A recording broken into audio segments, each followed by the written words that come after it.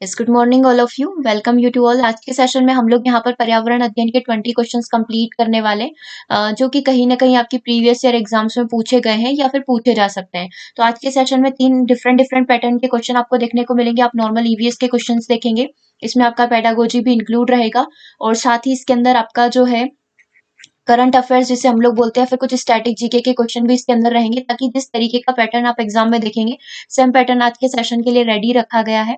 ठीक है, तो सेशन को बिल्कुल लास्ट तक देखिएगा और यदि आप चैनल पर न्यू है तो चैनल को सब्सक्राइब कर सकते हैं, बेल आइकन को प्रेस कर लीजिएगा ताकि इसी तरीके से जब भी कोई भी न्यू वीडियो आता है तो आपको नोटिफिकेशन मिल जाए। ओके, और जैसा कि आप स्क्रीन पर देख पा रहे हैं, यदि आप ईवीएस के नोट्स बाय करना चाहते हैं जिसके अंदर क्या क्या कंटेंट रहेगा आज के सेशन में आप देख सकते हैं। देखो, इसके अंदर आपके चैप्टर वाइज प्रैक्टिस सेशन रहेंगे, प्रैक्टिस क्वेश्चंस रहेंगे, 20 मॉक टेस्ट टोटल आपके इसके रहेंगे। Current affairs, static GK, science रहेगा। सिलेबस के अनुसार हर एक चैप्टर की अपनी अपनी एनसीईआरटी समरी रहेगी। और इसके अंदर जो कंटेंट आपको मिलने वाला है, टोटल आपको इसके अंदर 20 मॉक टेस्ट मिलते हैं। ठीक है, तो आपको अलग से कोई भी बुक बाय करने की जरूरत नहीं है। प्रैक्टिस क्वेश्चंस रहेंगे, पेडागोजिकल नोट्स इसके अंदर रहेंगे और पेडागोजी की सीरीज रहेगी। ठीक है, तो ये सारा कंटेंट आपको इसके अंदर मिलता है, तो आप इसे बाय कर सकते हैं। इसी तरीके से आपका सीडीपी का जो है 2500 क्वेश्चन का सीरीज भी रेडी है। यदि आप ओनली क्वेश्चन सीरीज खरीदना चाहते हैं तो ओनली 150 रुपीज में आप क्वेश्चन सीरीज को बाय कर सकते हैं। और यदि आप नोट्स भी बाय करना चाहते हैं वीडियो सॉल्यूशन के साथ, तो नोट्स भी अवेलेबल है। नोट्स भी ओनली 150 रुपीज में अवेलेबल है, आप नोट्स भी यहाँ पर बाय कर सकते हैं। ओके, चलिए सेशन की हम लोग यहाँ पर शुरुआत करेंगे। सेशन का सबसे पहला क्वेश्चन आपकी स्क्रीन पर आ रहा है। देखिए, टारगेट ये रखिएगा, जितने भी क्वेश्चन आज के सेशन में हम लोग करते हैं, at the last of the session आप कमेंट करके जरूर बताते रहिएगा कि कितना स्कोर आप कर रहे हैं अपनी अपनी ऑनेस्टी के साथ, क्योंकि आपके स्कोर पर ही आपका नेक्स्ट सेशन किस पर रहने वाला है, किस टॉपिक पर रहने वाला है, वो हम लोग डिसाइड करते हैं। ठीक है, शब्द रेगुर किस चीज से संबंधित है? डेल्टा जलोढ़ मिट्टी से, लेटेराइट मिट्टी से, लाल और पीली मिट्टी से, काली कपास मिट्टी से। तो हम लोग रेगुर मिट्टी किसे बोलते हैं, वो आपसे पूछा गया है। तो रेगुर तो हम लोग काली कपास मिट्टी को बोलते हैं, ब्लैक सॉइल को बोलते हैं ना। तो आंसर आपका यहाँ पर क्या हो जाएगा? आंसर आपका यहाँ पर हो जाएगा ऑप्शन नंबर डी, काली कपास मिट्टी को। ये जो शब्द रेगुर है किससे संबंधित है? काली कपास मिट्टी से। ठीक है, अगले क्वेश्चन की बात करते हैं। नेक्स्ट क्वेश्चन आपकी स्क्रीन पर क्वेश्चन नंबर 2। क्वेश्चन नंबर 2 आपसे ये पूछ रहा है कि बताइए सबसे लंबी समुद्र तटीय रेखा निम्नलिखित में से किस राज्य से लगती है? महाराष्ट्र से, ओडिशा से, केरल से या फिर गुजरात से? तो सबसे लंबी जो कोस्टल लाइन है वो किससे लगती होगी? गुजरात से लगती है। तो अगेन यहाँ पर आपका आंसर हो जाएगा ऑप्शन नंबर डी। अब इसके बारे में थोड़ा सा डिटेल आप देख सकते हैं, अप्रोक्स वैल्यूज यहाँ पर है। 30 राज्यों की हम लोग यहाँ पर बात कर रहे हैं, तो राज्य में गुजरात से 1214.6 किलोमीटर, महाराष्ट्र की बात करें तो 720 किलोमीटर, इस तरीके से गोवा से 101 कम लगती है थोड़ी, कर्नाटक से थोड़ी ज्यादा 300 किलोमीटर, केरल से 550 किलोमीटर, तमिलनाडु से 980 किलोमीटर, आंध्र प्रदेश से 970, उड़ीसा से 484 और पश्चिम बंगाल से 210। तो मेनली मेजर चीजें जो है आपको याद रखने की, गुजरात में सबसे बड़ी है और गोवा में सबसे कम जो कोस्टल लाइन लगती है वो गोवा से लगती है। ठीक है, तो ये आप ध्यान रख सकते हैं इसके अंदर। आगे हम लोग बात करेंगे तो इसका आंसर क्या होगा? सबसे बड़ी कोस्टल लाइन जो है किससे लगती है? गुजरात से लगती है। सबसे कम किससे लगती है? गोवा से लगती है। कपास की खेती के लिए काली मिट्टी आदर्श है, क्यों बताना है आपको? क्योंकि ये काली है इसीलिए आदर्श है। ये पठारों पर पाई जाती है इसलिए आदर्श है। ये लावा से बनी है या फिर ये नमी को बरकरार रखती है, जो मॉइस्चर होता है उसको बरकरार रखती है। इस वजह से काली मिट्टी जो है कपास के लिए अच्छी मानी जाती है, सुटेबल मानी जाती है। आंसर यहाँ पर क्या होगा? आंसर आपका हो जाएगा ऑप्शन नंबर डी, क्योंकि ये नमी को बरकरार रखती है इसीलिए कपास की खेती के लिए काली मिट्टी को यहाँ पर उपयुक्त माना जाता है। रेगुर शब्द का प्रयोग यहाँ पर किया जाता है। नेक्स्ट क्वेश्चन की बात करते हैं। क्वेश्चन नंबर 4 आपकी स्क्रीन पर है। चलिए, क्वेश्चन नंबर 4 आपसे बोल रहा है कि चावल की फसल की खेती का उत्पादन करती है। जब चावल की फसल का उत्पादन किया जाता है तो साथ ही किस चीज का उत्पादन हो जाता है, किस चीज का उत्सर्जन होना स्टार्ट हो जाता है? तो एक आर्टिकल आता है, जब आप देखते हैं पेरिस समझौता, इस तरीके से जो पर्यावरण के बारे में जागरूकता फैलाते हैं, तो टाइम टाइम पर सभी देशों की मीट होती है। एक रिपोर्ट आई थी 2016 में कि सबसे ज्यादा जो चावल की फसल की खेती और जो मवेशी पशु होते हैं उनसे CH4 जो मेथेन गैस होती है उसका बहुत ही ज्यादा उत्सर्जन होता है, क्योंकि जब भी हम लोग ग्रीन हाउस इफेक्ट की बात करते हैं तो उसमें सबसे पहला नाम कार्बन डाइऑक्साइड का आता है और दूसरा आता है मेथेन का। इनके उत्सर्जन की वजह से ही ग्लोबल वार्मिंग बढ़ रही है और इस तरीके की चीजें हो रही है। तो चावल की फसल की खेती की वजह से भी CH4 का उत्पादन होता है और पशुओं के उत्सर्जन से भी जो होता है CH4 का उत्पादन होता है। तो इस चीज को आप थोड़ा सा ध्यान में रखेंगे। ऑप्शन नंबर बी आपका यहाँ पर बिल्कुल राइट होगा। नेक्स्ट क्वेश्चन की हम लोग बात करेंगे। क्वेश्चन नंबर 5 आपकी स्क्रीन पर है। वायुमंडल में निम्नलिखित में से कौन सी गैस सूर्य के विकिरण और पृथ्वी की सतह से ऊष्मा को अवशोषित करती है? वायुमंडल में निम्नलिखित में से कौन सी गैस ऐसी है जो सूर्य की जो विकिरणें हैं, रेडिएशन है और पृथ्वी की सतह से ऊष्मा को अवशोषित कर लेती है? नियॉन है, CO2 कार्बन डाइऑक्साइड है, आर्गन गैस हो सकती है या फिर नाइट्रोजन गैस हो सकती है। सबसे बड़ा ग्लोबल वार्मिंग का reason carbon dioxide gas, CO2 gas. इसी की वजह से क्या हो रहा है, सूर्य से जितनी भी किरणें आती है वापस उससे पृथ्वी की सतह से टकराकर वापस रिटर्न जाना होता है, लेकिन CO2 क्या कर लेती है, उसको अवशोषित कर लेती है। इसी की वजह से हम लोग बोलते हैं ना, पृथ्वी का जो तापमान है दिन पर दिन बढ़ता जा रहा है, ग्लेशियर्स पिघलते जा रहे हैं, समुद्र तल का जो जल का स्तर है वो बढ़ता जा रहा है। तो कारण क्या है, क्यों पृथ्वी का तापमान इतना गर्म हो रहा है? क्योंकि सूर्य से जो रेडिएशन आ रही है वो वापस रिटर्न ही नहीं जा पा रही है, क्योंकि वो CO2 जितनी भी गैसेस होती है, ग्रीन हाउस गैसेस, उसको अवशोषित कर लेती है और एक ओरा इस तरीके से बना लेती है कि वापस रिटर्न जाने ही नहीं देती है। एक बोल सकते हैं ना, एक पर्दा टाइप क्रिएट कर देती है जिससे वो बाहर ना निकल पाए। तो CO2 सबसे बड़ा रिस्पॉन्सिबल तत्व आप लोग यहाँ पर बोल सकते हो इन 4 गैसेस में से। ठीक है, क्लियर है इस तरीके के क्वेश्चन। अगले क्वेश्चन की बात करें, क्वेश्चन नंबर 6 आपकी स्क्रीन पर है। 6 आपसे ये पूछने की कोशिश कर रहा है कि बताइए वायुमंडल की कौन सी परत पृथ्वी के महासागरों की सतह के संपर्क में है? वायुमंडल की कौन सी परत जो है पृथ्वी के महासागर जो है उनके संपर्क में आती है? अब आपको पता है 4 लेयर होती है, शोभ मंडल, समताप मंडल, मध्य मंडल और आयन मंडल। तो सबसे नीचे जो लेयर होगी हमारी वो ही कनेक्टेड होगी, तो ट्रोपोस्फियर आपका यहाँ पर राइट आंसर हो जाएगा। ठीक है, तो ये ऑप्शन नंबर डी आपका राइट आंसर हो गया। समताप मंडल में हमारी ओजोन लेयर पाई जाती है, मध्य मंडल है और हाइड्रोस्फीयर नॉर्मली हमारा जल मंडल है, तो वो जल की ही बात हो रही है, महासागर वाला। और वायुमंडल की परत पूछा है, तो वायुमंडल की परत में सबसे नीचे जो होती है हमारी क्षोभ मंडल होती है। ठीक है, तो इस तरीके से। और एक और आयन मंडल होता है जहां पर रेडियो विकिरणें भेजी जाती है और वो पृथ्वी पर वापस रिटर्न आती है। तो ये सारे मंडल की बात हो गई यहाँ पर। ओके, तो आंसर ऑप्शन नंबर डी है। नेक्स्ट क्वेश्चन की बात करते हैं, MOOC का फुल फॉर्म क्या है? MOOC का फुल फॉर्म क्या है? Massive open online courses, massive open orientation courses, massive online open courses, या फिर यहाँ पर आपको दिया गया है मोबाइल ओपन ऑनलाइन कोर्सेज। क्या आंसर यहाँ पर हो सकता है? देखो यहाँ पर different different option number A और सी आपको थोड़ा सिमिलर लग रहा होगा, मैसिव ओपन ऑनलाइन कोर्सेस है और यहाँ पर मैसिव ऑनलाइन ओपन कोर्सेस है। तो आपको थोड़ा देखकर बताना है कि आंसर राइट क्या होगा, ओ वाला कौन सा पहले आएगा।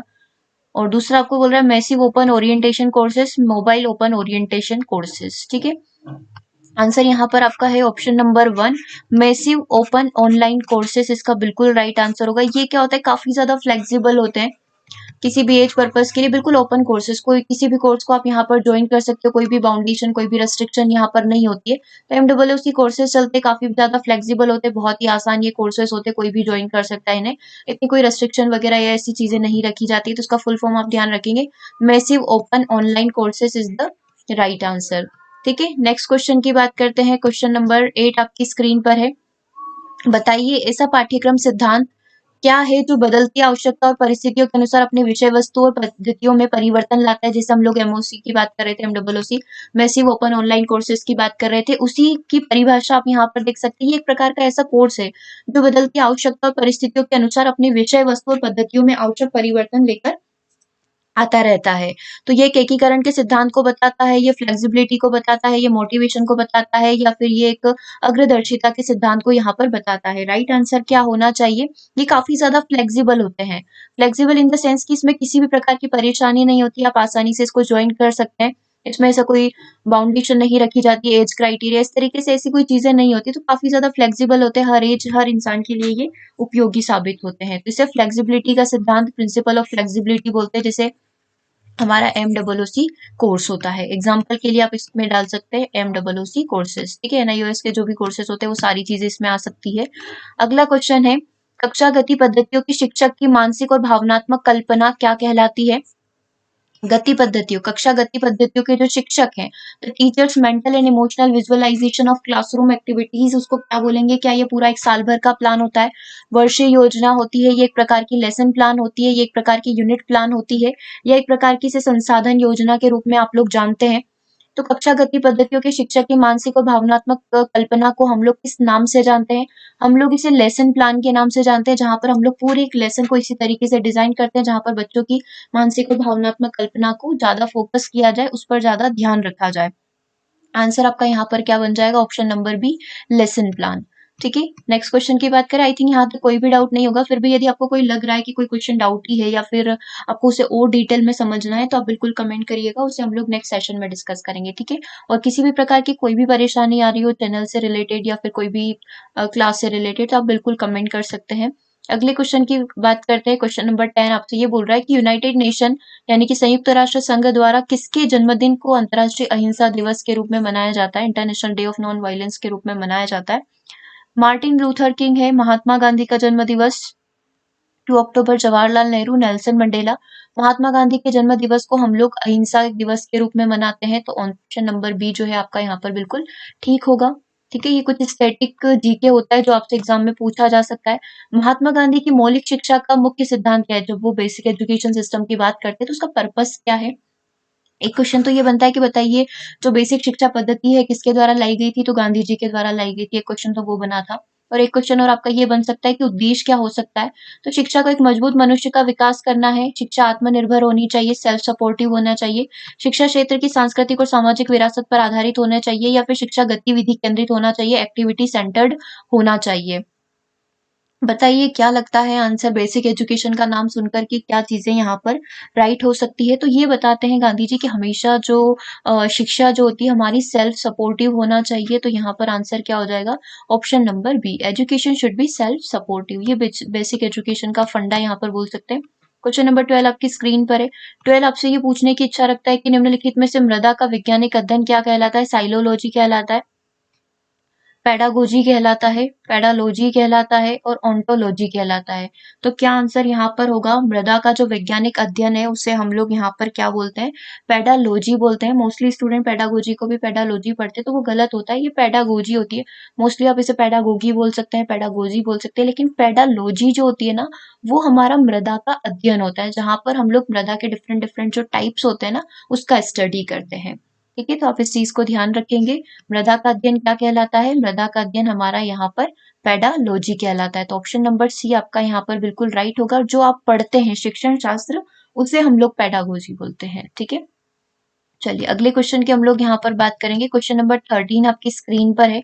सामाजिक अधिगम सिद्धांत के द्वारा पेश किया गया था। सोशल लर्निंग थ्योरी जो है किसके द्वारा इंट्रोड्यूस की गई थी?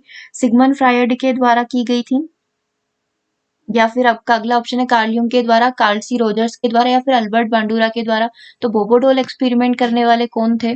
ठीक है, तो बोबोडोल एक्सपेरिमेंट करने वाले ऑब्जर्वेशनल थ्योरी के जो माने जाते हैं वो कौन है? हमारे अल्बर्ट बांडुरा है। तो आपका आंसर यहाँ पर क्या हो जाना चाहिए? Option number D. Next question की बात करते हैं। मार्गोसा तेल निम्नलिखित में से किस पेड़ से प्राप्त होता है? यदि आप कृषि से कनेक्टेड है तो आपको इस तेल के बारे में ना बहुत जानकारी भी होगी। ये मार्गोसा जो तेल है ना, ये पेड़ पौधों के अंदर जब कीट मकोड़े लग जाते हैं तो उसको पेड़ की सुरक्षा के लिए भी किया जाता है, और बॉडी के अंदर यदि कोई फंगल इन्फेक्शन हो रहा है, ठीक है, तो हमारे शरीर के लिए भी उपयोगी होता है। तो बताओ फंगल इन्फेक्शन, ये कीड़े मारने के लिए इनमें से हम किसका प्रयोग कर सकते हैं? फाइकस का कर सकते हैं, बबूल का कर सकते हैं, नीम का कर सकते हैं, या फिर बांस का कर सकते हैं। तो मार्गोसा तेल जो है हमें किससे प्राप्त होता है? नीम से प्राप्त होता है। ठीक है, ह्यूमन बॉडी में जो फंगल इन्फेक्शंस होते हैं उनको रिमूव करने के लिए भी सोइल का प्रयोग किया जाता है, और पेड़ पौधों को कीट से दूर रखने के लिए भी नीम के ऑयल का प्रयोग किया जाता है। बहुत सावधानी से पेड़ पौधों में लगाना होता है इसे। कितनी मात्रा डालनी है? पर्याप्त मात्रा बिल्कुल जानकारी के साथ डालनी चाहिए इसमें। ठीक है, चलिए अगले क्वेश्चन की हम लोग यहाँ पर बात करेंगे। क्वेश्चन नंबर 15, मानव में जीन इनमें स्थित होते हैं? कोशिका द्रव्य साइटोप्लाज्म के अंदर होते हैं, राइबोसोम के अंदर होते हैं, कोशिका झिल्ली या गुणसूत्र क्रोमोसोम के अंदर होते हैं। तो देखो मानव में जो जीन्स होते हैं कहाँ पर स्थित होते हैं? गुणसूत्र क्रोमोसोम के अंदर ये पाए जाते हैं। ठीक है, ये पूरा कोशिका का स्ट्रक्चर होता है इस तरीके का, इस तरीके की बाहरी एक वॉल होती है। तो उसमें जो हमारे जो जीन्स होते हैं वो किसके अंदर पाए जाते हैं? हमारे क्रोमोसोम के अंदर पाए जाते हैं। राइबोसोम कुछ इस तरीके के होते हैं, साइटोप्लाज्म होता है, ये कोशिका झिल्ली होती है। तो इस तरीके से पूरे कोशिका के स्ट्रक्चर में जीन्स आपके हमेशा क्रोमोसोम होंगे। नेक्स्ट क्वेश्चन की बात करते हैं। 16 की बात हम लोग कर रहे हैं। निम्नलिखित में से कौन सी एक वृक्षारोपण की फसल है? गन्ना है, काजू है, कपास है, या लाल मिर्च है? देखो ये इसमें से वृक्षारोपण मतलब वृक्ष किसका बनेगा? तो वृक्ष काजू का ही बनेगा। तो आंसर आपका यहाँ पर क्या हो जाएगा? ऑप्शन नंबर बी, वृक्षारोपण की फसल यहाँ पर काजू है। बाकी कपास को आप जानते हैं, लाल मिर्च का पौधा भी आप जानते हैं, और गन्ने को भी आप समझते हैं। ठीक है, बांस की कैटेगरी में आता है। क्वेश्चन नंबर 17 आपकी स्क्रीन पर है। मध्य प्रदेश में सरकारी अफीम और अल्कलाइट फैक्ट्री जो है वो कहाँ पर स्थित है? सिंगरौली में स्थित है, इटारसी में स्थित है, मंदसौर में, या फिर नीमच में? तो कहाँ पर ये स्थित है आपसे पूछा गया है, तो एमपी की जो सरकारी अफीम और एल्कलाइट फैक्ट्री है वो नीमच में स्थित है। ठीक है, फेमस भी है सब जगह ये। आंसर आपका हो जाएगा option number D. Next question की बात करते हैं। क्वेश्चन नंबर 18 आपकी स्क्रीन पर है। कार्बोहाइड्रेट जो पौधों में तुरंत इस्तेमाल नहीं किए जाते वे इस रूप में संचित किए जाते हैं। कार्बोहाइड्रेट जो पौधों में तुरंत इस्तेमाल नहीं होते तो वो कहाँ पर संचित हो जाते हैं? ग्लूकोज, शर्करा, ग्लाइकोजन या फिर मंड स्टार्च के रूप में। तो आंसर यहाँ पर क्या होना चाहिए, किस रूप में ये संचित हो जाते हैं? मंड स्टार्च के फॉर्म में ये संचित हो जाते हैं। तो आंसर आपका क्या हो जाएगा यहाँ पर option number D. Question number 19 की बात करते हैं। 19 आपसे ये बोल रहा है निम्नलिखित में से क्या निर्देशात्मक उद्देश्य लिखने के लिए कोई मानदंड नहीं है? इंस्ट्रक्शन ऑब्जेक्टिव का कौन पैरामीटर यहाँ पर नहीं होगा? शिक्षार्थी की विशिष्टता का होना, विद्यालय के माहौल की प्रकृति का होना, शिक्षार्थी का प्रदर्शन होना या फिर निर्देशात्मक उद्देश्यों की पर्याप्तता का होना। तो क्या यहाँ पर निर्देशात्मक उद्देश्य लिखने के लिए कोई भी मानदंड की कैटेगरी में नहीं आएगा? तो विद्यालय के माहौल की प्रकृति जो है इतना ज्यादा मैटर नहीं करेगी, समझो इस चीज को। इंस्ट्रक्शनल ऑब्जेक्टिव एक हमसे निर्देश की बात की जा रही है, तो जब भी आप निर्देश देते हैं तो आप ये देखते हैं कि बच्चों के अंदर क्या क्या स्पेशल क्वालिटी है, उस बेसिस पर उनको इंस्ट्रक्शन दिए जाए, तो ये चीज तो मैटर कर रही होगी। इसमें लर्नर का परफॉर्मेंस, जब आप इंस्ट्रक्शन दे रहे हैं तो इस आधार पर, इस बेस पर देंगे कि बच्चे का प्रदर्शन कैसा है और उस प्रदर्शन में कितना और इम्प्रूवमेंट आ सकता है। ये दूसरी चीज। तीसरा है निर्देशात्मक उद्देश्यों की पर्याप्तता, एडिक्वेसी ऑफ इंस्ट्रक्शनल ऑब्जेक्टिव। इस चीज को भी देखा जाता है कि जो जितने आप निर्देश दे रहे हो वो सफिशिएंट है कि नहीं, वो पर्याप्त है कि नहीं। उसके बेसिस पर आप क्या करोगे, और ज्यादा यदि आवश्यकता लगती है तो और ज्यादा निर्देश दोगे, और नहीं लगती है तो ठीक है, फिर जितने दिए हैं उतने काफी है। तो पहला चीज मैटर करता है, तीसरी भी मैटर करती है और फोर्थ भी मैटर करती है। तो कौन सी चीज यहाँ पर मायने नहीं रखती है? तो वो हो जाएगा विद्यालय के माहौल की प्रकृति। पॉजिटिव स्टेटमेंट लग रहा है कि माहौल बहुत ज्यादा इंपॉर्टेंट है, लेकिन निर्देश के लिए तो नहीं है ना, निर्देश के लिए नहीं है, ये इंस्ट्रक्शन के लिए नहीं है। तो आपका आंसर यहाँ पर हो जाएगा ऑप्शन नंबर बी। चलिए आज के सेशन का लास्ट क्वेश्चन। क्वेश्चन ये बोल रहा है कि निम्नलिखित में से शिक्षण का कौन सा प्रतिमान सामाजिक अंतःक्रिया परिवार से संबंधित है? इंक्वायरी ट्रेनिंग मॉडल है, अनिर्देशित शिक्षण प्रतिमान है, अग्रिम आयोजक प्रतिमान है, साझा अधिगम प्रतिमान है। अब क्वेश्चन क्या पूछ रहा था? सामाजिक अंतःक्रिया परिवार से संबंधित है, एक सोशल इंटरेक्शन फैमिली, जहां पर बच्चा सोशली एक दूसरे लोगों से इंटरकनेक्ट होगा, बातचीत करेगा। तो कौन सी चीजें इससे कनेक्टेड हो सकती है?